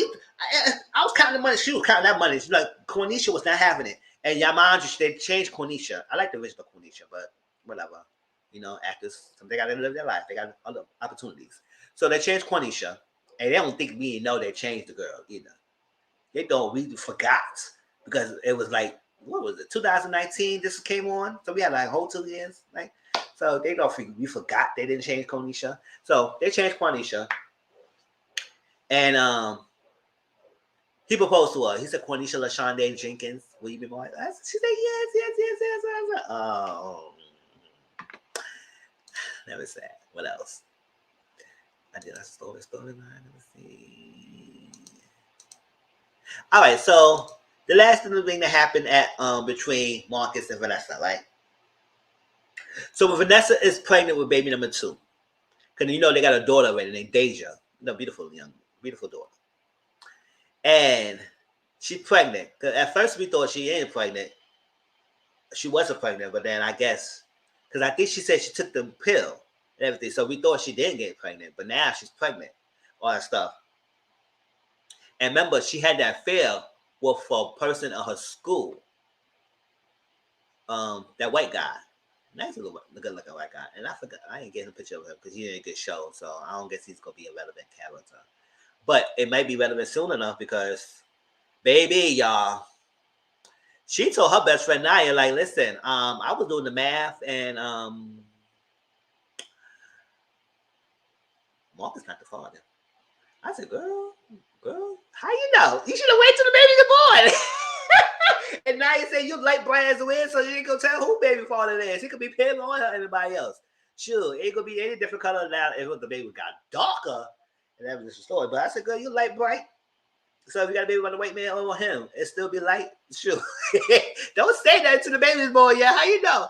But she said, listen, I was doing the math, and at the time I got conceived, I was not sexing Marcus, and we was not together. So I guess that one time thing she had with her friend, and her friend at the school, she got pregnant. I said, oh no. So I was like, girl, are you sure? Are you sure? Because I was like, oh my gosh. Because when she announced it to Marcus, because it was eating her out. That's what I'm saying. She should have kept that quiet. Like I said, I don't know what was eating her that made her want to tell him. Maybe because, Vanessa always, even though she upset with him and everything, she always kept the honest spirit with her a little bit. Unless she didn't. I mean, at that time, her and Marcus was not eye to eye. He was homing around. She was tired with him. She was through with him. They took a little split and everything. But I was like, girl, maybe you should have known when she knew. So I hope she should have showed. Yes, I wish she would have kept that quiet. I said, girl, you don't know yet. You don't know yet. But I guess as you know. So he never want to find out for me. That's what I'm saying. Granted, yes. And I said, I'm not knocking her. I just said, listen, you got your thing rocked with a nice fine white man hair. He was a good looking guy. Whatever. Your man was cheating on you all this time. Cheating with you, the freaking Kalinda Waters who died. And I probably part of the reason I probably the one who killed the girl. All that stuff. And you was cheating on me. Numerous of time. And she told him that she cheated and he couldn't take it. And you know that's how the user is, right? They can dish it, but they cannot take it. You were sleeping with 1,001 Dalmatians. He slept with the dogs, man. He was sleeping with 1,001 Dalmatians, but yeah, she said with one person, you can't take it. That baby came out. See through. I don't care. Wait for the day. That's how I say it. That baby came out transparent. Cause she read it like as it is. And he's a light guy.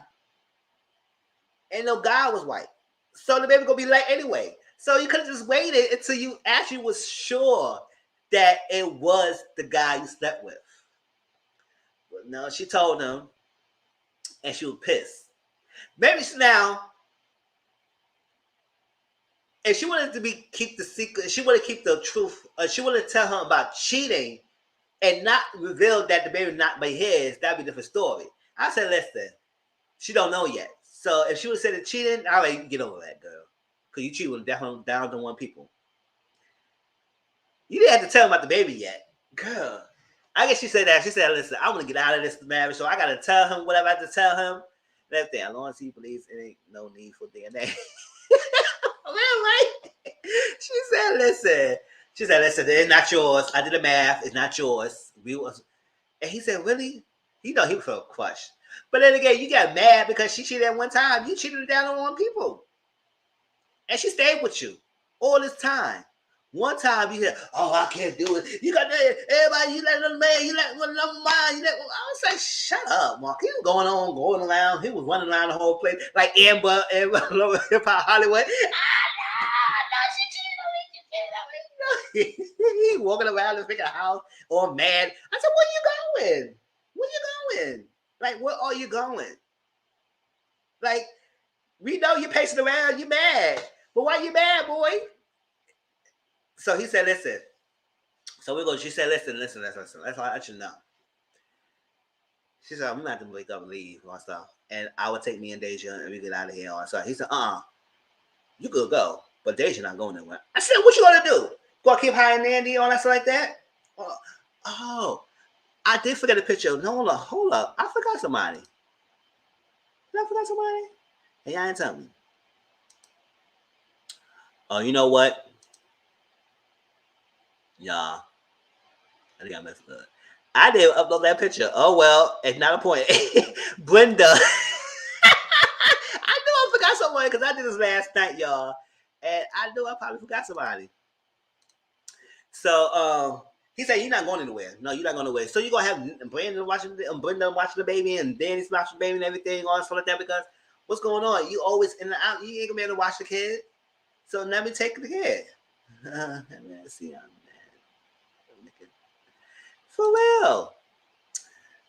Shoot. So he's mad and everything. He said, no, you're not taking my daughter. No, you're not taking my daughter. She said, I'm taking the daughter. All that stuff. So she said, all right, we're going to talk about this when you get back. She said, yeah, we'll talk about it when you get back from practice. He came back from practice, y'all. That figure Vanessa skedaddled with the baby. She skedaddled with the baby. She left him and she said, yeah, you come back from practice. I'll wait for you to come back to practice. Mm-hmm. She left that. She took Deja with her and left out of there. So we ain't going to be seeing Vanessa for a while. With your trans coming in, y'all. Now he going to be all messed up. That wife took my baby from me. She pregnant with another person. She cheated on me. If you kept your D in the past, maybe this would have happened. And mind you, remember I said he had that Kalinda Ward was pregnant. So if you was banging that girl a couple of times and she was loving you, you got that girl pregnant. And I bet you believe she probably would have kept it. So what you mad for? You got a baby, she got a baby. Equal opportunity. Hey, you get a kid. And call it a day. Fuck out of here. What you mad for? What you mad for? We all got kids. Sure. Yep, he didn't see her there. She skedaddled with the baby. I said, oh, she ran away with the baby. Oh. Ooh. But that was the first episode, Games to Play, y'all. It was good. And no, I forgot. I did say I forgot because I forgot to put the picture. I downloaded it from Canva. I put it up there, and I forgot to add her in the freaking mix. Brenda, the housekeeper, the maid, the nanny. Ice got her. I said, "Oh no, you got the papers? No papers." Ice got Brenda, and baby, that's the reason why they caught that lead. Brenda, see that canary. Because Brenda said, "If you go, listen, I'm not going back. Don't bring me back to my country. Don't bring me back to the country. Listen, if you help me, I'll help you out. What you ever need, I'll get you whatever you need." And she was thinking, she said, "Listen, yeah, this is what happened this night." And Marcus called me downstairs and everything. And I saw him up in the car. It was a blood in the car. And I had to fix that car. And I was like, Brenda. I said, "If Ice gonna get you, girl, you better sing, girl."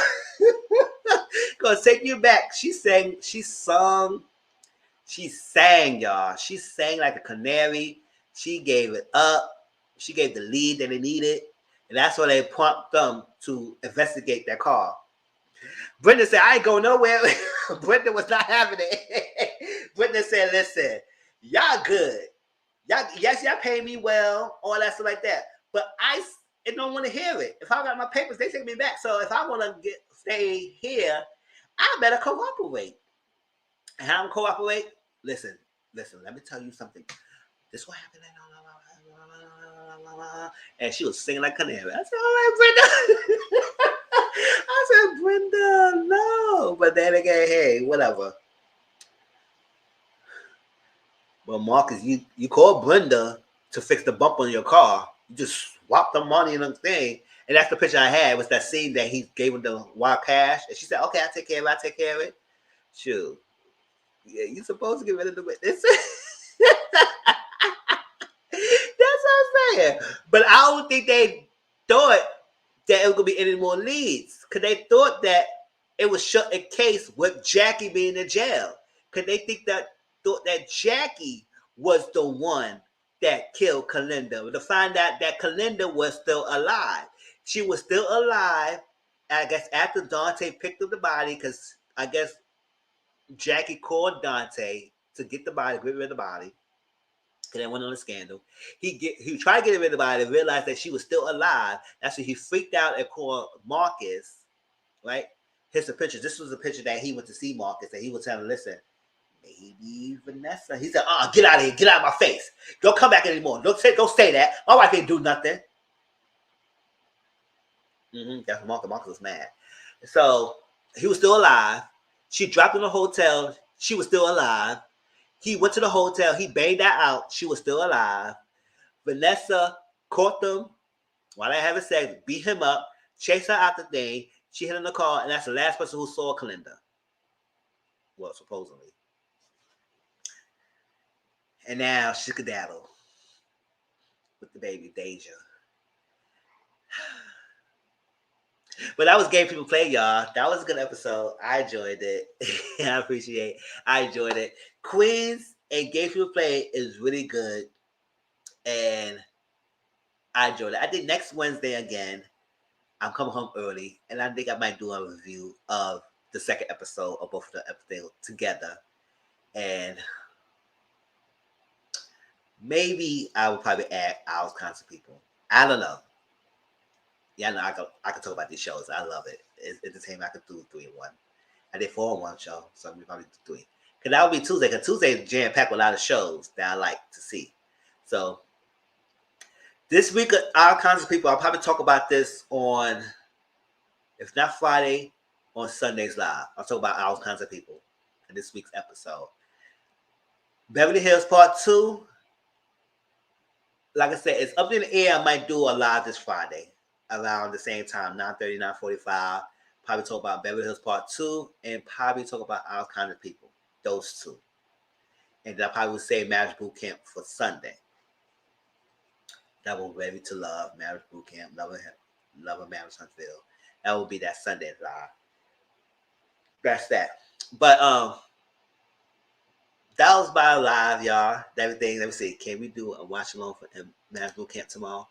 Oh yeah, I'm coming home early tomorrow. So I'm going home at 8:00. What time the episode comes on? 9:00? If it comes on 9:00, you know what? I come home early if it comes at 8 o'clock, it can record it, and I'll do the watch along at 9 o'clock because I would like to fast forward the commercials because normally we watch commercials, y'all. So I'll record the episode. It's on my DVR. It's I had it set to record all the new episodes. So once it get recorded, then after we finish recording, we can do the watch along. So yes, we can do that tomorrow. Yes. So stay tuned. Look out for my YouTube to see if I'll do a live on Friday. If not, then y'all will catch me on Sunday. I'll probably do a live on Friday because I'll probably need to get the coins up here, y'all. Yes, at 9. Oh, so it records at 9, so I probably won't do the watch along. We probably could do it at the same time. We just had to go sit through the commercials. And probably when the commercial come on, we just pause the commercial and just talk about the episode until it come back on. We could do that. Hey, we do that. If not, we have to wait till 10 o'clock. And, some people like that. So, but, well, it's a lot going on in this thing. City Star and all that stuff. We probably talk about City Star and Darius McCary on Sunday or 2. Or probably this Friday. Hey, whatever it is. Talk about some gossip. Yes. Tomorrow, yes. I appreciate y'all coming in. Like I said, if y'all have anything y'all want to add before we get out of here, let me know. Everything. Game People Play and Queens is really good. Again, next Wednesday, we probably do another live of this. I appreciate the people who came in and gave me company. And I probably will add our kind of people, Games People Play, and Queens for next Wednesday. So bear with me, y'all. I probably start around 9:30. Get all 3 episodes. I will have to watch those all 3 episodes on Tuesday and take pictures. Not take pictures, just write notes because the pictures I have is already done. So y'all already know what the people look like. And that's it. Because taking pictures, taking notes, that was a lot of work last night. Take good ones. But yeah, I appreciate everyone who joined in. I know it's a work night, school night, whatever. I know people got to go to bed. It's 11 o'clock over here in New York, but it might be 10 o'clock to everybody else. So love y'all. Appreciate y'all. Share this out. Let people know about this. Also, yes, I added y'all. So y'all know Brittany and Dominique. And I also added JW as moderators. So congratulations to y'all. They didn't realize it until they saw that little rich next to the names. Because they know we got to add more new moderators. Because when the channel get bigger, we need more people in here. So like that. So appreciate y'all. I hope y'all enjoyed this live. Because, I enjoyed it. I was having fun giving y'all the reviews and stuff like that. So have a good night. Enjoy your Wednesday night. Be safe. Everything. Y'all probably will see me Friday. Because, I don't really do lunches like that. So you'll probably see me Friday. And then y'all see, I'm spoiling y'all this week, right? Y'all probably see me Friday night. Have a good time. Talk about all kinds of people and Beverly Hills. Yep. I enjoyed it. I enjoy y'all. Thank you, Brittany. Thank you, Auntie Momo. Thank you, Dominique. Thank you, Tracy, for coming in. Yep. So make sure y'all watch the shows. If y'all want the shows list, just let me know and DM me. I will send y'all a screenshot of the thing, whatever, and give y'all the show list. And that's that. If some of y'all can tell me what days SVU comes on, if it's new episodes, I would love to watch it, or I can probably search it myself, whatever. Y'all DM me. But until then, have a good night. Love y'all. And let me bow out with the outro. Let's see.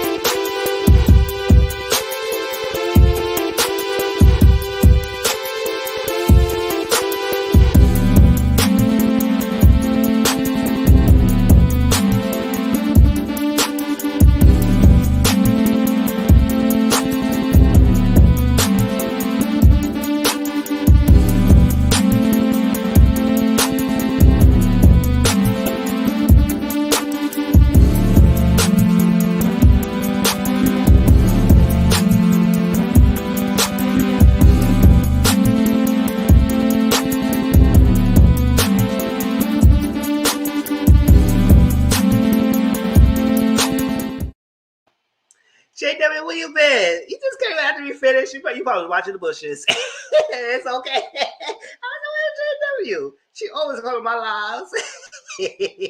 Yay. JW is a moderator, y'all. So congratulations to Brittany, moderator, Brittany, JW, and Dominique. They got upgraded to moderators, y'all. So appreciate it. Love y'all. Y'all always show up. So it was only natural for me to make y'all moderators. So if y'all can, catch me Friday. If not, enjoy your weekend and everything. Y'all catch me on Sunday.